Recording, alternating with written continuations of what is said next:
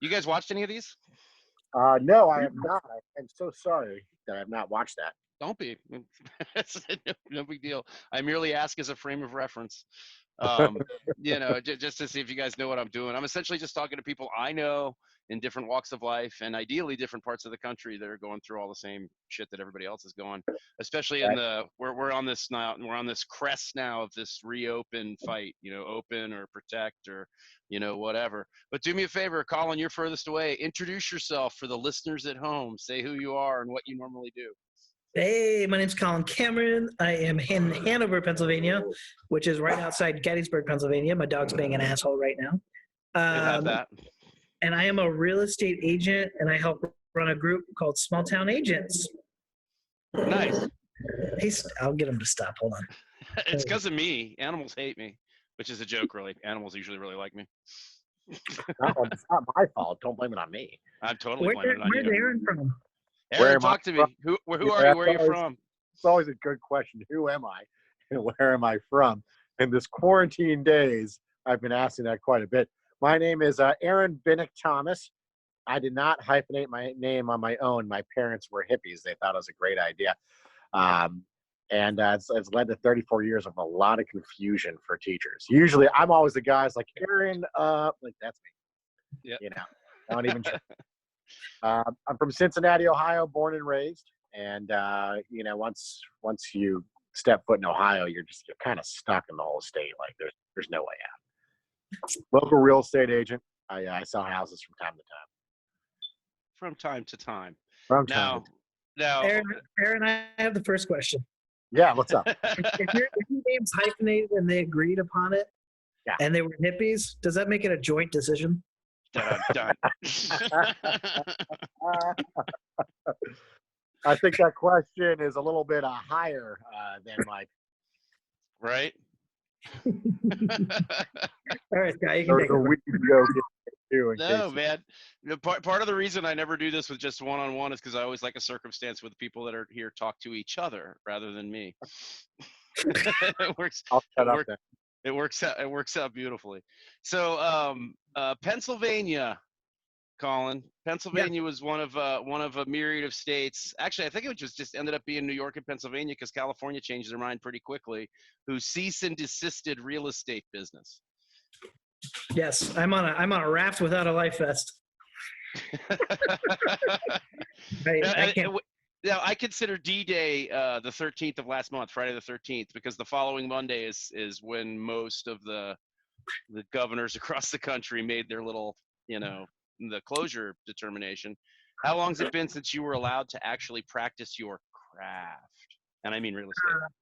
So we got our announcement that all things non-essential were to cease 3/18, so March 18th. And it was to start at 5 o'clock the next day, but they didn't start enforcement until the following Monday. Really, the last action I had was showing a house on Friday. That was the last thing I've ever done in person was the 19th. Period.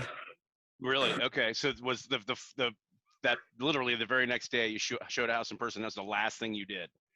That was the very last thing I did. Yep. And I mean, I can nurture what is under contract.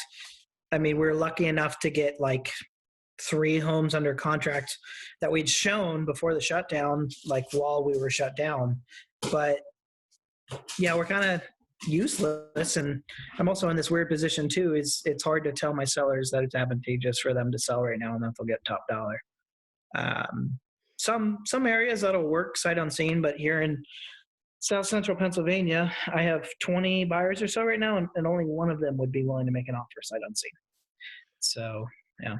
Gotcha. But so these things that are under contract, I mean, are you not doing closings or anything? Is it literally just waiting for the band to lift, or are they doing virtual closings and stuff? The things that were in place, like Shannon, our mutual friend Shannon Milligan had this great analogy back when it all first went down, where she said, "There's planes in the air. You don't, if you're gonna ground the planes, you got to make sure the ones in the air land safely." And because she said there were places where banks and title companies and stuff weren't doing closings. Yeah, that's kind of true. We even had people crossing state lines because we border Maryland. Mm-hmm. Some people state lines to settle. But for us, we are allowed to close out anything that was generated on 3/18 or before. We're Okay. not allowed to close anything that was generated after the shutdown announcement, which is, they should have given it like a week cushion. Because I got, like I said, Maybe. I got 3 homes under contract after the 18th that we had seen before the 18th. Right. Yeah, they should have given you a little warning. It'd give you like 7 to 10 days or something to say to your various buyers and sellers, if we get this under contract, we can get this done. If we don't, we can't. Well, I mean, who was it that said the worst words in the English language are I'm from the government. I'm here to help. Right. Right. The most terrifying words in the English language is, I'm from the government and here to help. Yeah, without a I doubt. mean, Without a doubt. it's kind of what happened to us. And a lot of us, and Colin, tell me if I'm wrong. A lot of us were given this idea that this was like a 2-week thing, right? Well, And yeah. most of us were on board with that. And then it got extended and extended and extended, and it's like no end in sight. And um, it's a little what do you call it? Up in the air. Like who knows what this is going to do to the overall economy, real estate, jobs. I mean, it's looking pretty rough out there. Well, there's no arguing the fact that there's damage that's been done that's permanent already. I mean, there's things that Yeah. we're going to have to deal with coming out the other side. I mean, even if we could flip a switch and tomorrow we let everybody in the world know that everything was fine and we could all get back together and hug and kumbaya So, and all that, so much it would, irreversible damage. yeah, there's still going to be things that won't be recovered from. Right. Well, think about it like this. Do you want to go sit in a restaurant right now and eat? Kinda. I do. Yeah, but you know what I'm saying? Like, you're never going to view it the same way. No, I mean, you're never going to be anything like that the same way. I mean, And it's the same impact on our industry. I'll roll into a restaurant like this, and then I'll just sure. kind of I think if you wear that to Eli's, you eat for free, right? right. Well, it's weird. Like here in Ohio, like none of our rules made sense, right? So us, on the 13th of last month of March, they're like, hey, by the way, schools are closed. And so then all of a sudden we all became, stay-at-home parents with, I named myself the director of education for my home school of excellence. That was smart. And damn it, I don't have a resume, but that's going on the next one I make. Oh, mine too. Right. So then a week later, same thing with Colin on the 18th. They're like, by the way, everything's closed, except for essential businesses. And so we're like, okay, what are essential businesses? And they couldn't figure that out. So that Monday, they're like, okay, here's essential. And it was basically It was pretty clear, I thought. Well, I mean, not really. Like it was all the big box stores, right? And then you had to go in and petition if you were a support business for somebody. Big box hardware stores specifically. Macy's wasn't hardware essential. stores, Walmart's, right? Walmart, yeah. Any place that sold groceries of any volume, that made sense to me. Car stores were open. I drove by and they're like, "Yeah, come on in, buy a car." Right? I actually had to go pick up my permanent plates because my temps were done. And they're like, "I'm like, are you guys open?" They're like, "Oh yeah, we're essential." And I'm like, "Oh, me too." And so it almost didn't make sense for us because I'm like, what? Everything except for our photographers, our real estate photographers, are not essential. The rest of inspectors are essential, title people are essential, mortgage lenders are essential, real estate agents are essential. Yeah. If grocery store clerk, you're essential. Yep. You can't cut your hair. See, I consider that essential. You boys both look well coiffed, by the way. I have been cutting my own hair for a long time. It's really easy when you're just a number 2 buzz cut. And you were in the Army. What was that? And because you were in the Army. Well, it's funny. Like when I went into the Army, my hair was a little bit too long, and they said you can either cut it yourself right now, or you can go to the barber and get it cut. That's going to involve you doing a lot of running. And I'm like, you know what? I'm just going to head back to the barracks. I'm going to cut it myself. Well, I didn't have a razor. And I leaned over to my bunkmate, never met this dude before. I'm like, hey, dude, do you have a razor? He's like, yeah. So he lends me his razor.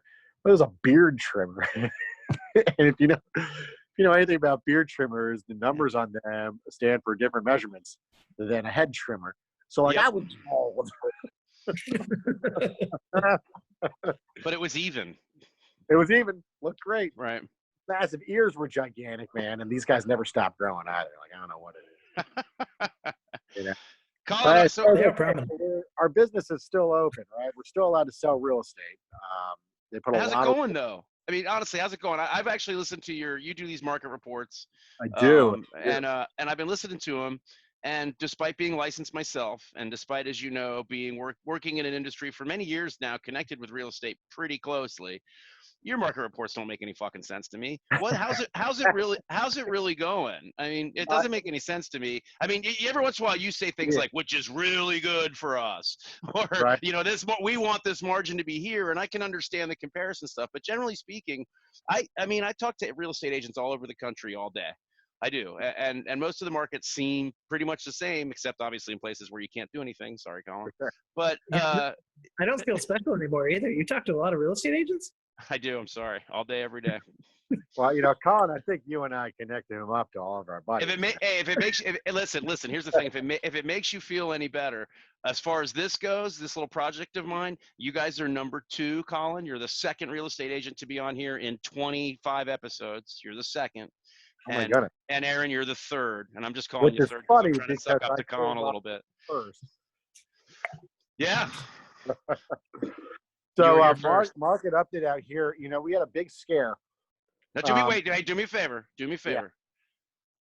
The vast majority of people that are going to be watching this are going to be just like me, and they're not going to be making any sense of your market report. Tell us in layman's terms, what the fuck is going on? Is it a regular spring market like people tell me, or are things being affected?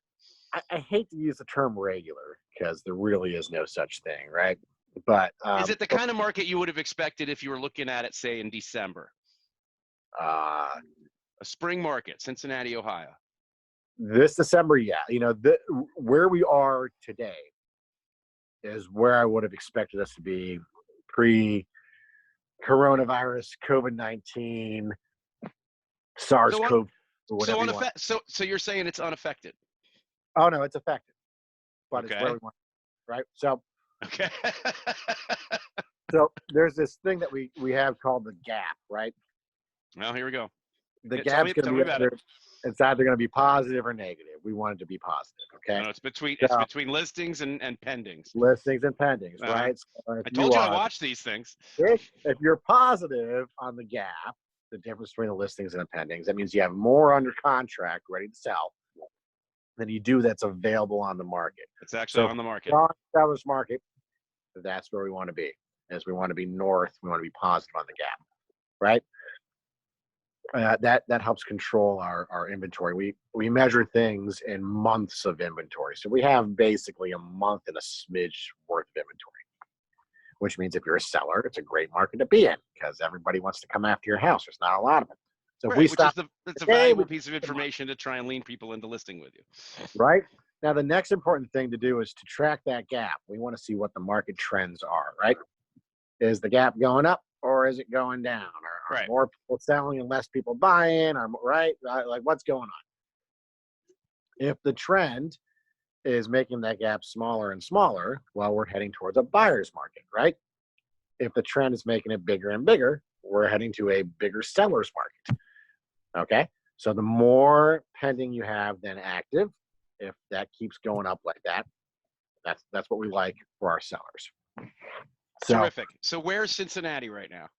Cincinnati is right back to where we were March 18th. So like I said, largely unaffected. I mean, it's right now, yeah. But you typically remember, this is a time of year that typically agents make hay, right? This is, I mean, there's agents out there that the transactions that they complete between February and May, that's their pay for the year. Like they a lot of times that's it, yeah. And you got to remember, in this industry, sometimes, to anybody who's thinking about getting into real estate, by the way, sometimes don't do it. There's a lot of hidden costs that they don't tell you about up front.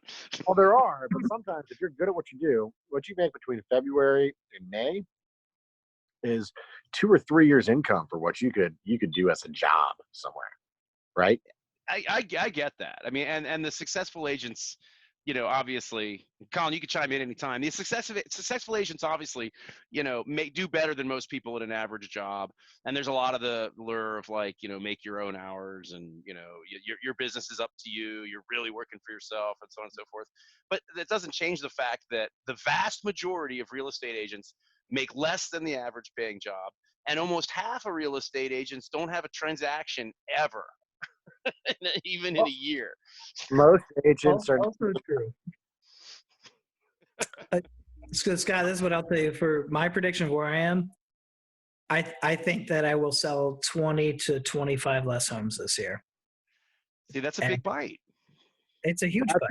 That's about what I sell a year, by the way. Colin's a big player. I sell 20 to 30 homes a year every year. That's just what I do, right? And I think it's important to point out that selling 25 to 30 homes a year puts you in the upper echelon of most markets as far as real Yeah. estate agents. Well, People get by on 4 or 5 transactions. Yeah. And Well, Colin, just let me know whenever you need, man. I will send you whatever you need. Like, you need dry goods or. No, we get the people that do the dashing and drop it at the door. Right on. No, dude, it's really just, but also too, in Aaron's perspective, I have 2 other people to support. Mm-hmm. I have 2 partners, and my job is to go hunt and kill. And 20 to 25 less homes is a lot less bread to share around. Yeah. Well, I know your price range is out there, Colin. I mean, that could be 2 full-time salaries right there. Yes. Yeah. Or more. And that's a few average price ranges nationwide. We're looking at that. You're looking at a huge 25 transactions, 25 to 30 transactions is huge. It's a huge amount of money. I'm sorry. Listen, I think when you allow us to do our jobs, even if you inhibit us, we're still going to close, right? But when you completely stop us, like, what are we supposed to do? I mean, Colin, I think if I heard right, your only option is to sell sight unseen, right? That's it. And even then, so where we're really screwed up is title is the only essential service right now amongst the chain. So, services you need. So like the end is all that you can't get there, but you can. I don't understand title being the only essential. I think it's the idea that you can land the plane with title, but you can't take off without agents, right? I guess, but can you land? Can you have a safe flight without inspectors, appraisers, lenders? It depends how far you into the flight you are. And whether there's parachutes under each seat or not. And, listen, over the last 8 years, I've sold a lot of properties sight unseen. But most of them are investors. Right. The price generally reflected in the fact that it is sight unseen because there's a risk factor to that. Yeah. I mean, correct me if I'm wrong, but isn't your average person willing to buy sight unseen someone who has to relocate, like it's some kind of desperate circumstance, or they have to move to a city that, they just don't have time to come and tour and see a bunch of properties in? Yep. Desperate, in a rush, doesn't have another option, unwilling to rent. Bottom line is timing. People with crappy timing right now are the ones who are willing to do it. Or if the price is just right. I mean, listen, like right. you find me a house anywhere in my neighborhood, even if it has foundation problems for $100,000, I'll buy that sight unseen. I'll buy them all. I will find the money. Buy that. I'll buy that for $1. Right? Yeah, at a certain price, everything's worth it. Yep. I guess our that's goal true. is not to get to that price. We don't want to have the entire market at a certain price. Well, that's the other thing too. That's what they're really not thinking about here. How screwed up is the data going to be to justify comps when we're out of this? Terrible. We had a big scare at the beginning of this. We were dropping our inventory. Our gap was shrinking every day, sometimes 30, 40 units a day. I had listings canceling on me left and right. And then around Easter, actually, I think it was on Easter, people in Ohio, I think, just stopped caring. They're like, all right, we did our 2 weeks. We're either going to die or this thing is fake. And then they started listing and going out and buying houses. What a terrible set of choices that I think. But you know what? I think that's what it is. You think it's that cut and dry? It's going to kill me, or it doesn't matter, or it's a hoax? Well, That's I it. mean, think about it. It's like they tell you 2 weeks, right? And then they tell you 2 weeks more, and then they tell you, well, no, not this, no, not. After a certain point, people just stop caring, because The way I remember DeWine presenting the whole thing is that we're going to start at this 2 week period, but we really don't know what kind of time we need. Like, you know, you know, I think for those of us who are able to push by a little bit longer than 2 weeks, yeah, that's how a lot of us heard it. Most people live paycheck to paycheck in this country, right? oh, I know. And it's a death sentence for them. After 2 weeks, Right. they got nothing, and then you're destroying budgets because it's not just a 2 week stop, or at this point, over a month and a half. We're at 6 weeks now. Yeah, 6 weeks, and that doesn't include all the other people who had to self quarantine for scares before that. So I mean, there are people like me. I self quarantined 14 days before that. Mm. So I 8 weeks into this. There are people who are into it longer than that. So, well, let me ask you about that, because I kind of mentioned this when we first got started. We're kind of at this point now. I don't think we're at like a breaking point or a boiling point, or however you want to term it, but there's definitely a lot more people saying it's time to end this, and consequences be damned, than there are people saying, um, let's continue this to make it as safe as possible. Mhm. I don't, I think the data that we're dealing with as far as the virus is concerned is necessarily inaccurate. I mean, there's a lot of, I mean, it's woefully inaccurate. But if you accept just the basic numbers and understand that that's probably underreported, I think you could claim that this has been relatively successful at suppressing caseloads and deaths, and flattening the curve, as they all said. But at the I same think time, so. what you I don't, make a great point, though. You're like, people live paycheck to paycheck.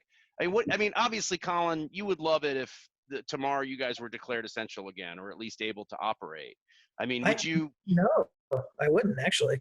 No. Do you know why I wouldn't? It's very simple. Is uh, my board, my real estate board, Pennsylvania Association of Realtors, the local board, they're fighting and suing our governor to open up, but they haven't made sure that everybody in our scheme is essential, right? So they haven't made sure inspectors are essential. They haven't made sure that appraisers are essential. There's no point to making me active if I can't have my partners involved. But Or if you furthermore, can't do anything, right? correct. Furthermore, they're suing the governor, but they're not also not suing the governor with saying, here's a plan of how we can do this safely. They have not come to us yet and say, hey, here's the procedures for how we should handle this when we open back up. I Sorry. don't. I don't know. There's been much of that anywhere. Oh, there is in Ohio, man. Our rules are strict. We have limited. You cannot do more than one showing at a time at a house. So the time blocking is strict. So I saw something the other day online that said, put all your offers in by 4 o'clock. All the available time slots have been filled. Sorry if you missed it. And Right? that's going to be reality here too. It's just, in where I am specifically, there's a lot of complaining, but there's not a lot of planning. Right. And Right. it pisses me off. It really does. Here in Because Ohio, we've got title. We used to be a round table closing state, meaning everybody, buyers, sellers, sometimes lenders, both agents, title company, all sat at the same table. I yep. can't do that anymore. I'm not allowed into the closing room. I have to sit outside. I Well, got to wait. but see, some of these things you're talking about were stipulations that were put in place as a way to maintain the ability to continue doing real These estate. are I mean, a these lot of are these things the were put in place rules. a few Yeah, weeks ago. Yeah, this is what we're going to do. We're going to let you guys do your thing, but you have to do X, Y, Z. those Which, were our rules. and it's a plan, though, right? It's a plan. Yeah, listen, it sucks, but they gave us a plan. And that's how our state handled it. It's it works. It closes. I mean, I had to shoot a listing. I'm not a photographer. I had to shoot it with my cell phone. Right. Right. All of a sudden, I used to make fun of all the agents who It's did just all a the throwback, man. Used to and be the I was way telling the used to be agents the who way did, everybody did it. well, yeah, and then like agents who did it themselves were the idiots. I'm like, come on, guys, leverage it out, pay for a photographer. You're a real estate agent. And now they're all laughing at me. They're like, come on, Aaron. I'm like, well, my iPhone's pretty good, so what we Shit, got. think of it. I can remember the days when real estate agents would go around with those little, and you guys might not be old enough to remember the little 110 cameras. You know what I'm talking about?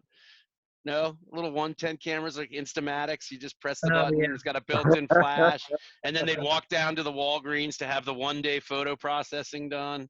They had no idea whether the pictures were any good or not until they got them back.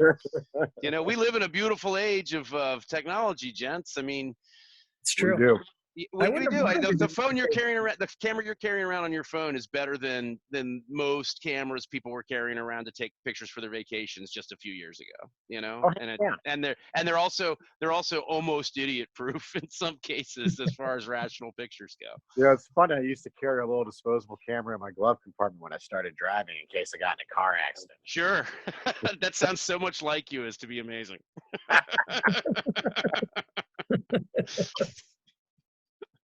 Casey, so do you have a dash cam on your car now? I used to. I hated it. Well, you're supposed to point it out. Oh man, that's crazy. No, I used to have one, but I I'm also cheap, so I bought like the only one I felt like buying, and it stored like an hour's worth of video. What is So if that? something happened and you needed that information and you forgot to store it, put it to your computer, it was gone. And What good is that? So you'd have like a record of the, what, driving to work in the morning, and that'd be about it every day? pretty I don't. much, yeah. It was dumbest thing I bought. Actually, that's a lie. There's a lot of dumb things I bought over the years. Well, let's not get started on that path. I'm sure we could tell the story. Here's the Darth Vader mask. Case in point, right?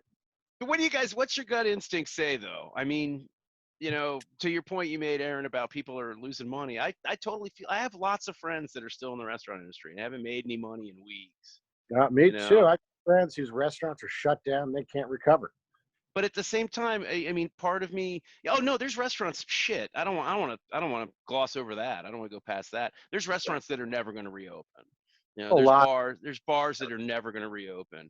But Hell, you know AMC what? movie theater might never reopen. They might, but I have friends that own restaurants here, and they're killing it, and they're doing good. Like they're doing good work for the community and killing it at the Right. same time. A lot of it is how can you adapt, and that's going to be how it is for any industry. That I got pivot's tough, though. I mean, I've had restaurant people talk about the pivot into the carry-out model to try and sustain, and initially it was to get rid of stock and stuff, but it's a tough thing to maintain and make profitable if it hasn't been your focus a lot. so far. It's in real estate. A lot of times, the way you make money is doing what your heart tells you is the right thing to do, and a lot of these restaurants are doing that. I have a buddy right now. He's up 30% in his business. But do you know what? If any kid needs lunch that day, they can walk in and get it for free. That's awesome. Right? That's awesome. I mean, it's kind of the way it should be everywhere, right? That's 100% how it should be right now. Yeah. And I took a hit right at the beginning of this. I had, I think, 3 listing appointments cancel on me on the 18th. The day that we heard, I had 3 people call me up. And so I was looking at walking in a month later with a pretty decent paycheck, and it got wiped away, Mhm. right? And I think I called Colin freaking out. I didn't know what to do. I'm like, is this a new normal? And for a little while it started to get pretty hard. And then to what Colin said, you got to do what you love. My passion has always been helping people build multi-generational wealth. I'm a big believer in it. And I believe that the best way to do that's through real estate. I actually hate Right. selling, right? I really don't like being a real estate agent, right? That's not my thing. My passion's helping people. I love numbers. I love studying numbers, hence my graphs and my stats. Mark Right. it up, right? That speaks to me. Today, for example, I had about an hour and a half long phone call with a client of mine who was pivoting their investments to veteran housing, right? So she calls me up. She says, Aaron, I've been working on this for a couple of weeks. I'm like, all right, tell me what you got. And she said, I think it's just a shame that so many people who put on our uniform to protect our country in all different roles, right? We're not just talking combat, are living on the streets homeless. Like, that's just not right. So she called up. She did this on her own. She called up the county. She called up the VA. She started calling up all the different support groups. Said, what can we do about this? She found out that there were a whole bunch of little groups that were not working together that helped give vouchers, housing vouchers, to veterans. Hmm. She got them all together. And then she Great. started working on grants to go and buy up, defunct multifamily buildings and get those all paid for and taken care of and get people off of the streets. That's the project I'm working on right now. We'll see if it works. I hope it works, right? We're right in the beginning stages. But that's my passion. So that does a couple things. That gets our veterans off the streets. That gets my investor, my client, and her family back into multi-generational wealth. Her children can then take on the same project and do good, right? So people are earning money. People are getting off the streets who are homeless. We're helping veterans. Like, how is that a lose? There's no lose there. I think it's awesome, and I think it's tremendous that opportunity was presented to you, and I think it's tremendous everyone's working for it. But what do we? It kind of shies away from what I'm talking about. What are we facing here? Is everything going to be okay? Not at all. Are those kinds of things? Are those kinds of things going to be the legacy of all this, or is it going to be? I think so. I think the point is you look for the niches, right? Where are the needs that arise? Find the helpers. Right? So there are needs. Let's go out there, find the people who can help those needs and get them in there, right? People are going to lose their homes. We're expecting 25% unemployment when all this is said and done. We have that's the question. I mean, yeah, if things continue the way they are, 30% of our mortgages are on deferment. Those are going to come due in a month or two, right? And there are going to be problems there. So it's not just about one woman here in town finding an ability to connect a bunch of nonprofits to help out veterans. It's about that ingenuity, right? So why did she go down that route? Because she wasn't getting paid rent by anybody. None of her tenants were paying rent because they're all out of a job. right? I've got to pivot. That was her pivot. It came to her one day. I'm losing money. I need to be making money. I got to support my family. Holy cow, here's an opportunity. Let me connect all these people together. That was her pivot. What the next pivot is, who knows, right? But every pivot, every opportunity that arises happens because of some sort of struggle, right? Oh, sure. Yeah, And 100%. There's going to be some ingenious things that come out of all this. Yeah, we're staring straight down the barrel of a world of struggle, right? It's true. It's true. So there are opportunities everywhere to help a lot of people. Okay. So again, do you think, but how do you feel about the push to try and resume some kind of normal? I love the idea of protecting everybody and using your model and trying to find opportunities to survive in this circumstance the way it is. What do you think of this concept of let's lift all these restrictions and let's get back to doing the regular business of business? I think at some point you have to. Colin? But at some point you have to. We need a better plan, and sorry, my dog was being a jerk, so I put you guys on mute for a second. That's totally fine. Like, prediction wise, like going back to what you asked, where are we going to be, where we're going to, how we're going to be there, is people like us, agents like us, if we're not thinking about who the clientele is going to be in 6 months versus now, that's where we're losing. Right now, the approval rates for first-time buyers are nearly impossible. Right? Yeah. Who are the people who are going to want homes when we come out of this? It's going to be the move-up buyer, the person who has a small house that's too small and needs something bigger. And they had that illustrated really hardly during all this. Exactly. And that's not it's a reality. And then I also think we're going to have this weird movement of retirees getting away from a community setting. Oh, I didn't think about that. I think you're right there. I think we're also going to see multi-generational. One of the things I've heard a lot of are people like this who, as pissed off as we are, I'm a good old libertarian boy, right? So anything the government tells me, I'm going to get ticked off at, but I still care. My kids have not seen their grandparents in 8 weeks, right? It's killing them. I think you're going to have a lot of people like us, not me specifically, sorry, Dad, move in with family, whether it's kids moving in with with their parents or parents moving in with their kids. I expect higher price homes to be more common. Out here our average price range is about 200,000. Once you get above 350, you're like in the above 3. I expect those to start selling more, and I expect them to start selling to combined families because people are going to be worried about another thing like this that shuts them down and keeps them away from family. And what am I going to do without dad if he's sick or, and I can't see him or he's dying or how's he going to be able to see his grandkids? I think that would be a big. I don't know. I feel like some of those specific familial situations have been kind of usurped anyway. Are your kids' grandparents? Your parents here in town, Colin? No, they're in DC, so they're about 2 hours from me. Aaron, your parents in town? Yeah, my dad is in town. He lives not even 10 minutes away. So he's been over, and you've been over there, right?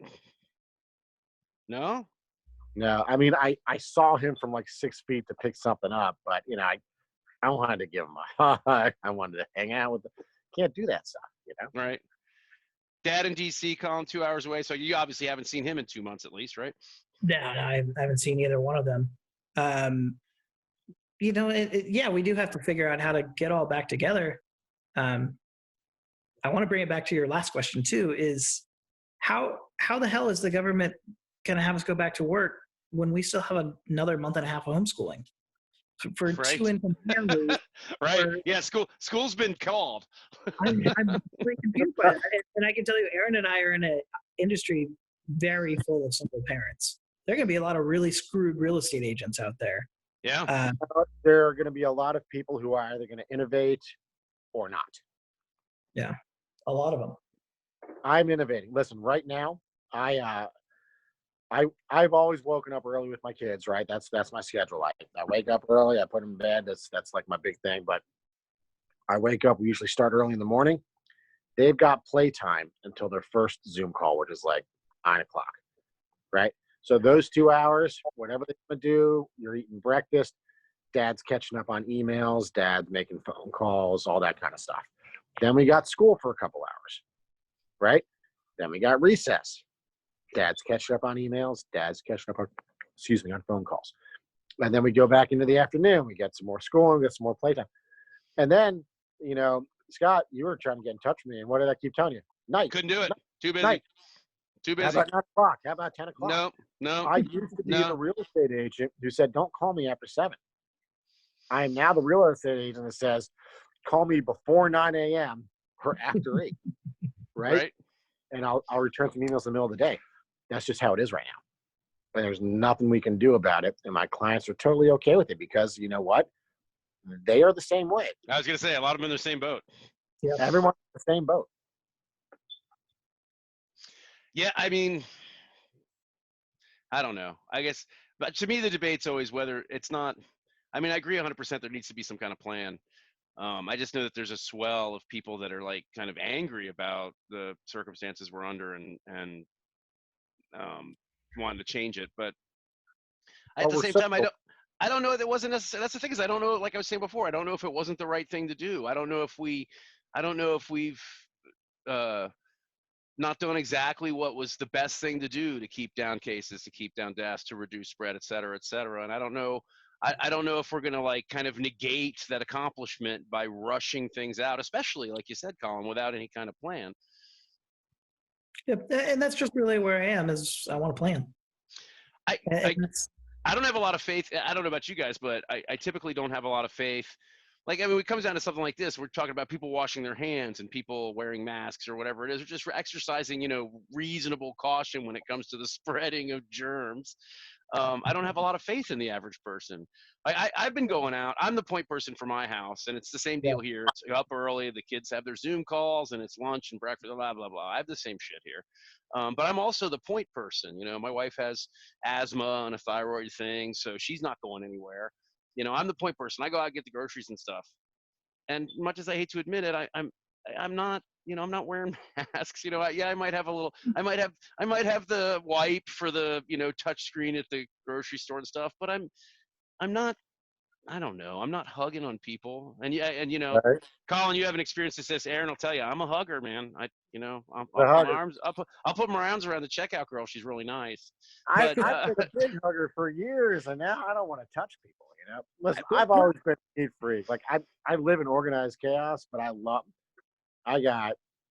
when everyone was complaining about all the cleaning supplies being gone, I was like, don't come into my house. I got a whole storage room full of them, right? I should have thought of that. I should have told you I needed a thing of Clorox wipes. You probably had them. I got bleach. I got Clorox Yeah. wipes. Don't drink or inject that stuff, man. Yeah, don't drink it, right? I mean, I got everything you can think of. I have that industrial pumice soap. You know, the stuff that's got all the grits in it. Lava? Yeah, man, I love that stuff. Mm-hmm. Right? Because ain't no germ stain on my hands. Okay. You know, like I've got these hands are so raw. Of shampoo, of like different cleaners for anything you can imagine. That's just me. So everyone's freaking out. I'm just like, I mean, the only thing I didn't have was masks. And then I was digging through my old office stuff that was in my garage that I didn't use. And I found this. It's unbelievable. It's absolutely unbelievable. It's great. Really hard with big ears, but I love it. Hey, I'm up against a hard out because of the free Zoom thing, but I mean, thank you guys. I know I was pulling teeth to try and get you guys to both do this, but tell me what you think. How's it going to be, and are you guys willing to come back on and talk about it again in a couple of weeks to see how it is, or maybe a couple of months, or however it goes? Yes, and yes. This is simply it's going to be yes. Yeah, so this is what I want to put to you very simply, right? So like when it comes to real estate agents in particular going back to work, Aaron, how many of those agents read the agent notes? How many? Right? So there's this special section where we write special notes for instructions of opening doors or how to get things in that agents have to read to get into the property. I will tell you, 95% of them will not read it. So do you think that a majority of agents are going to frickin' follow the CDC guidelines? Hell no. Goes back to my faith in individuals. Goes back to my faith or lack thereof. What do you think, Aaron? I mean, you think everything's going to be fine as long as we can all find that niche, huh? So, I mean, I think everybody needs to find their niche. I don't think everything's going to be fine. We've got a big, long road ahead of us. We have a boatload of problems that we have pushed down the road, mortgages, job losses. Yeah. It's going to be real net. A lot of people are going to make out ahead. I plan on being one of those people and bringing as many people with me as I can, not just agents, but people. Right. But a lot of people are going to get stunk, you know? A lot of people are already sinking. We'll have to see how it goes. Thank you guys very much. I love you both. Have a great day. Love you too, man. Colin, hey, listen, seriously, we'll do this again super soon. And yeah, take care, both of you. Yeah, tell your kids that the instructors will get better next year. Oh yeah.